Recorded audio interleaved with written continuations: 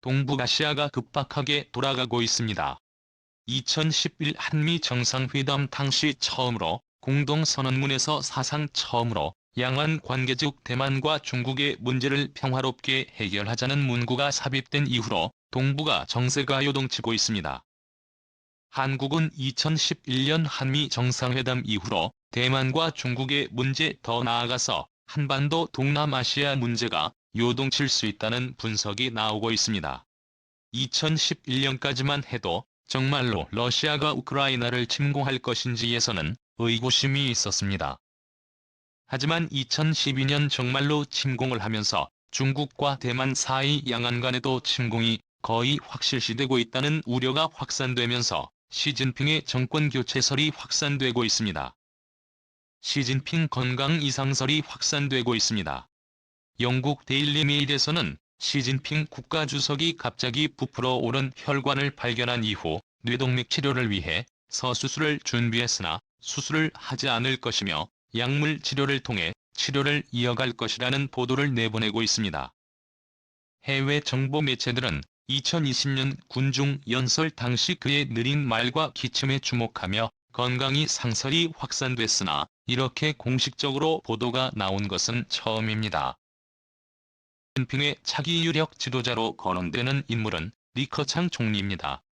시진핑과 경제 정책으로 대립각을 세웠던 그는 중국 경제 실체를 낯이 고발한 바 있습니다.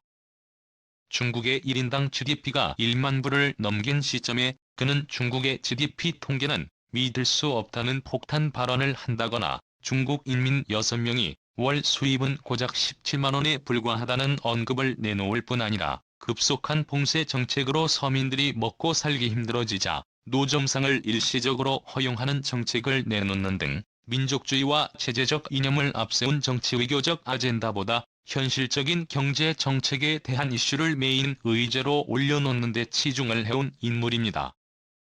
이 때문에 그가 집권을 하게 되면 시진핑이 임기 내내 진행돼온 반서방 정책과 이후 국가를 위협하는 행태 대신에 내부 경제 단속에 치중하는 모습을 보일 가능성이 높다는 분석이 제기됩니다. 커창 이중국 국가주석이 되면 4가지 시나리오가 구상되고 있습니다. 그럼 한번 살펴보겠습니다. 첫 번째, 러시아 굴이 고급 영어를 모국어처럼 자유롭게 구사 가능하며 세계 경제 포럼 다보스 포럼과 같은 국제 컨퍼런스 행사의 주요 회원인 리커창 총리는 중국 지도자 중 가장 친서방 인사로 분류됩니다. 중국의 3대 파벌인 태자당 공청단 상하이방세기 세력 중 태자당 세력인 시진핑과는 다르게 리커창은 후진타오가 있었던 공청단 출신의 인사이며 어느 정도 친미적 성향의 인사로 분류되고 있습니다. 그뿐 아니라 그는 중국 내의 민족주의 성향의 아젠다를 내놓기보다는 어느 정도 글로벌리스트적 성향의 인사로 분류됩니다. 그가 만일 중국의 최고 지도자가 된다면 러시아가 고립될 가능성이 어느 정도 존재합니다. 그는 글로벌리스트적 인사로서 글로벌리즘을 지향하는 인물인 반면 러시아는 반글로벌리즘을 추구하기 때문입니다. 현재 러시아는 중국의 금융적 지원을 받고 있는 상황으로서 러시아가 중국의 경제에 종속됐다는 분석까지 나오던 상황이었습니다. 하지만 리커창이 중국의 리더로 등장하게 된다면 1970년대 핑퐁 외교를 통해서 중국-미국 연대를 통해 소련을 무너뜨렸듯이 향후에도 그럴 가능성이 있습니다. 두 번째, 베트남 인수와 베트남은 한국이 가장 많은 경제적 투자를 한 나라입니다. 얼마 전에도 롯데그룹은 호치민의 강남이라고 불리는 신시가지 지역의 토트넘 에코 스마트 시티 개발 사업을 수조 원대의 건설 프로젝트를 따냈습니다. 많은 한국 자본이 베트남을 이탈하는 상황 가운데에서도 한국 주요 기업들은 베트남을 현대적인 국가로 변모시키기 위해 노력 중이고 베트남 GDP의 절반 이상이 우리 기업들의 진출을 통해 이뤄낸 성과로서 베트남의 최대 투자국은 대한민국인 상황입니다. 그런데 베트남은 여전히 정치 제도적 문제가 있는 상황입니다. 권위적인 정치 시스템 사회주의적 행태가 많이 남아 여전히 부정부패 및 민주주의 인사들에 대한 탄압과 수감이 이루어지고 있는 상황입니다. 거기에 더 나아가 권위주의적인 정치 제도로 인해서 한국 등 서방 기업들의 기업 활동에 영향이 있는 상황입니다. 서방의 자금을 받고 성장한 베트남이지만 사회주의 시스템으로 인해 서방 기업들이 인도 등 제3세계로 탈출을 검토 중이고 한국 역시 주요 대기업들의 생산 라인을 한국 내로 이전하는 추세입니다. 현재 베트남의 경제가 성장할 수 있었던 배경으로는 공급망 다변화 정책이 있습니다. 즉 중국으로부터 탈출해오는 한국 등 서방 기업들의 공장을 유치해서 얻는 이득인 것입니다. 하지만 리커창이 중국의 새로운 지도자가 되면 이야기가 달라집니다.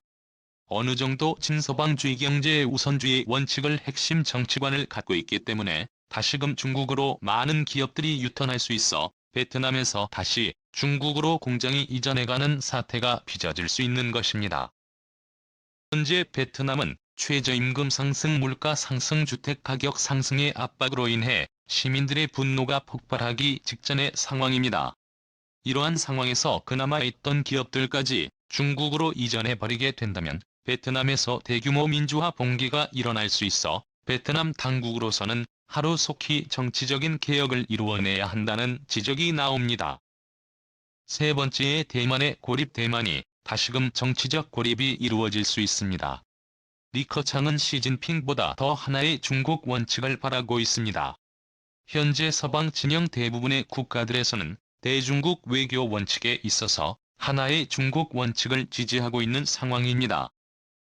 하지만 최근 미국 국무부는 하나의 중국 원칙에 대한 문구를 삭제하면서 거대한 파장이 일어나고 있습니다. 하지만 중국이 다시 친서방의 기조로 돌아서게 되고 하나의 중국 원칙을 외교 입장을 고수하는 서방 진영 국가들이 많아지게 될 경우에는 대만의 고립이 지금보다 더욱 심화될 뿐 아니라 대만의 반도체 산업 역시 위기에 처할 수 있을 것이라는 분석이 나옵니다.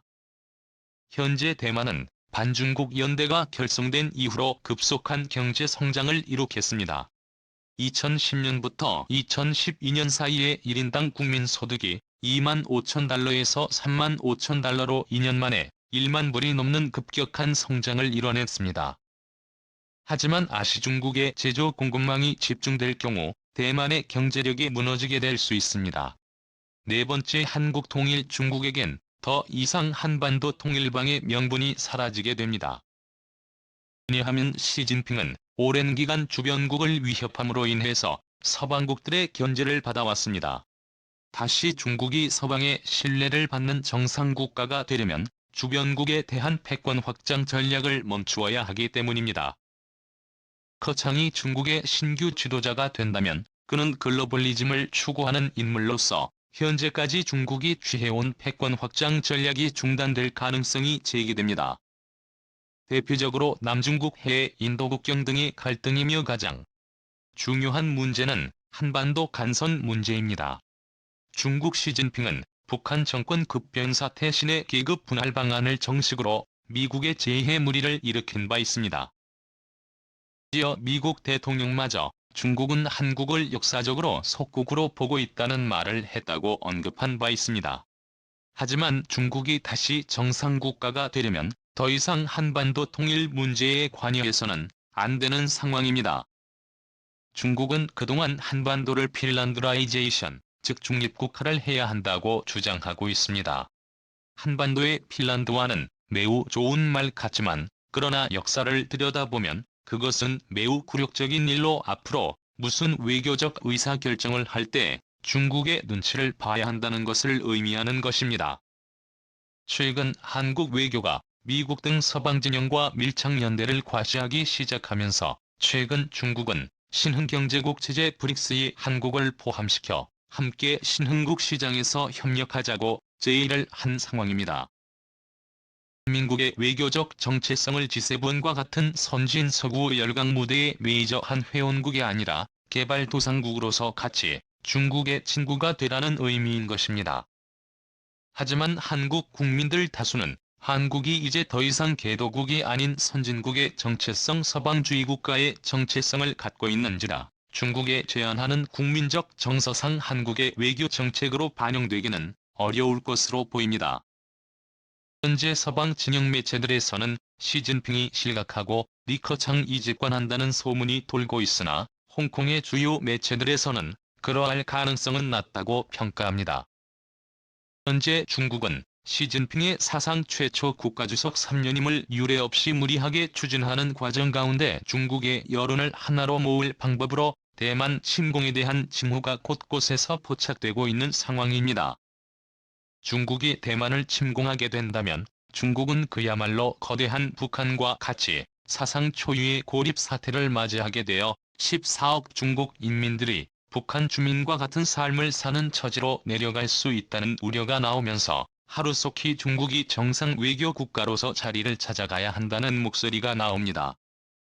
이러한 상황 가운데 한국은 국제외교 중심 국가로 부상하며 중국의 큰 견제를 받고 있습니다.